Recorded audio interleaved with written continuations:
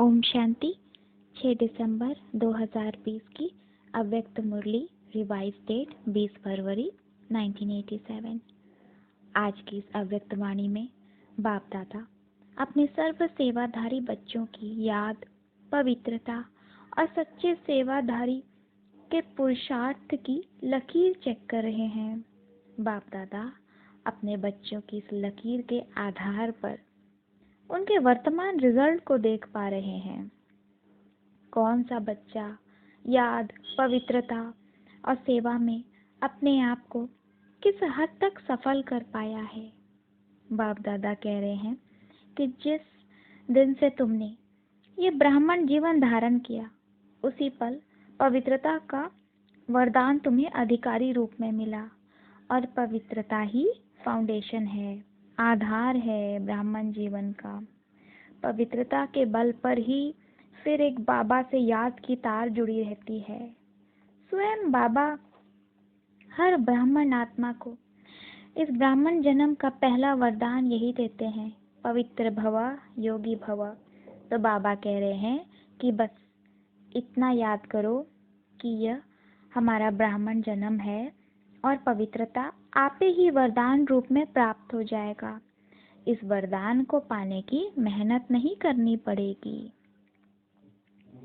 तो बाबा सबकी याद की लकीर को चेक कर रहे हैं और देख रहे हैं कि याद की लकीर सबकी चमक रही है, किसी की ज्यादा, किसी की कम, पर चमक सब में है। इसमें भी सब नंबरवार हैं। फिर जो श्रेष्ठ योगी हैं, उनकी याद की लकीर पूरी सीधी है। उनका बाबा से हमेशा डायरेक्ट कनेक्शन रहता है। उनकी बुद्धि और तरफ नहीं जाती। ऐसी आत्माएं अपने सारे संबंध एक बाबा से जोड़ उनकी याद में ही मगन रहती हैं। मेरा तो एक बाबा, दूजा न कोई। कुछ आत्माओं की याद की लकीर थोड़ी टेढ़ी है, मतलब बाबा से डायरेक्ट कनेक्शन ना जोड़ निमित्त आत्माओं द्वारा बाबा से जुड़ते हैं। यानी कि जब यह आत्मा द्वारा योग हो तभी बाबा से योग लग पाए।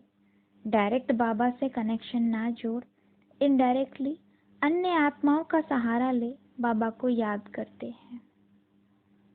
फिर बाप दादा पवित्रता की लकीर को देख कहते हैं कि इसमें भी नंबरवार हैं। जो बच्चे ब्राह्मण जीवन धारण करते ही पवित्रता को सबसे पहला संस्कार बनाते हैं, उनकी लकीर सदा सीधी और चमकती हुई रहती है।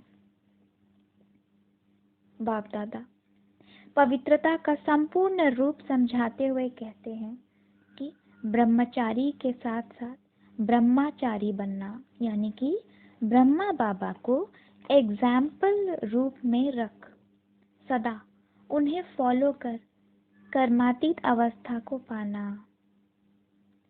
तो एक शिव बाबा को कंपेनियन बनाकर सदा उसी बाप की कंपनी में रहना ही संपूर्ण पवित्रता है। बाप दादा कह रहे हैं कि भले संगठन में रहो, सबसे मिलो जिलो, पर मन बुद्धि से बाबा की कंपनी सदा बनी रहे। अगर बाबा को कंपेनियन बनाकर फिर कंपनी किसी और आत्मा की ले ली तो ऐसे में फिर माया प्रवेश करती है। हमेशा स्मृति में रहे कि आज बाबा की कंपनी है, इसलिए यह पूरे संगठन और परिवार का स्नेह और साथ मिला है। आगे बाप दादा कह रहे हैं कि कुछ बच्चे संगठन में सबसे न्यारे बनकर रहते हैं, तो ऐसा नहीं करना है, सबसे मिलजुल कर रहना है।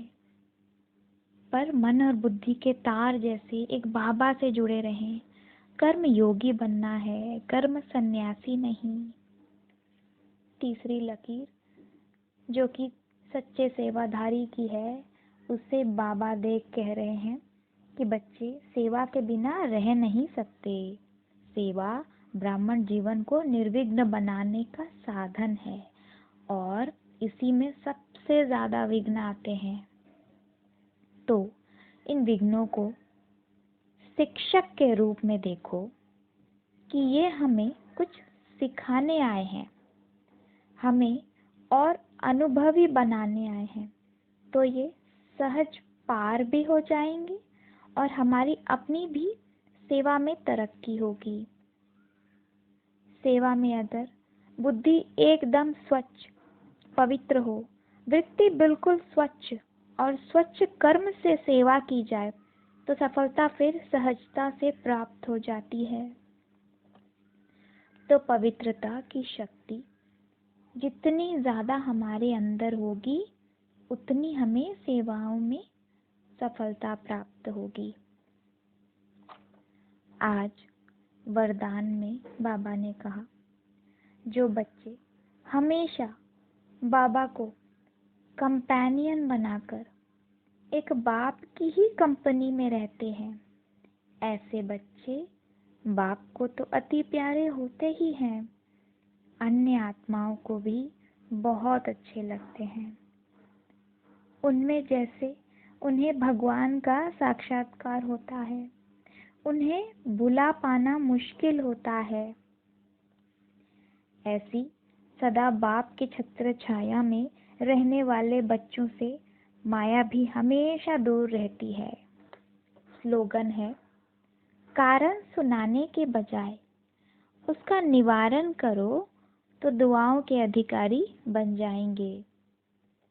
तो बाबा ने हमें जो ज्ञान का तीसरा नेत्र दिया है, उसके आधार पर हर कारण का निवारण करो, समाधान स्वरूप बन जाओ, तो इससे अन्य आत्माओं का भला होगा और हम उनके दुआओं के पात्र भी बन जाएंगे।